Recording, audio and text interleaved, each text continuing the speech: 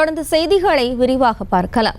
கோவை மாவட்டம் அன்னூர் அருகே உள்ள பெரியபுத்தூர் பகுதியில் கடைக்கு வந்த முதியவருக்கு உதவி செய்து கொண்டிருந்த கடை உரிமையாளர் மகளிடம் பொருள் வாங்க வந்தது போல வந்து நகை பறிக்க முயன்றவர்களின் சிசிடிவி காட்சி வெளியாகியுள்ளது.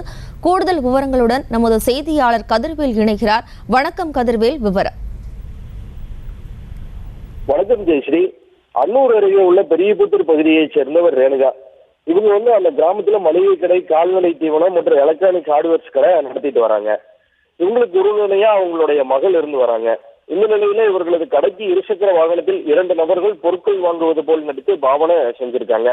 அப்போது கடைக்கு மற்றொரு முதியவர் அந்த கடையில கால்நடைக்கு தீவனம் வாங்கி இருசக்கர வாகனத்துல அந்த மூட்டை ஏற்றிய போது அந்த வாகனம் கீழே விழ கடையின் உரிமையாளரான ரேணுகா மற்றும் அவனோட மகள் உதவிக்கு செய்ய வந்த போது இந்த சூழ்நிலையில் வாய்ப்புக்காக காத்திருந்த இருசக்கர வாகனத்தில் வந்திருந்த மர்ம நபர்கள் அவங்களுக்கு உதவி செய்வது போல நடித்து அருகில் இருக்கக்கூடிய ரேணுகாவின் மகள் அணிந்திருந்த 3 சவரன் தங்க நகையை களத்திலிருந்து அறுத்து வழிபறி செய்ய முயன்றிருக்காங்க.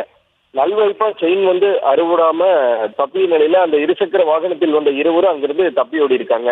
இந்த சம்பவம் முழுவதுமே அங்க இருக்கக்கூடிய சிசிடிவி கேமராவில் பதிவாகிய நிலையில தற்பொழுது அந்த காட்சிகள் வெளியாகி பரபரப்பு ஏற்படுத்தியிருக்கிறது. மேலும் இந்த சம்பவம் குறித்து காவல்துறையினர் தற்பொழுது விசாரணைய முடுக்கிவிடப்பட்டிருக்காங்க. ஜெயஸ்ரீ, விவரங்களுக்கு நன்றி கதிர்வேல். செய்திகளை உடனுக்குடனும் துல்லியமாகவும் தெரிந்து கொள்ள சப்ஸ்கிரைப் பண்ணுங்க.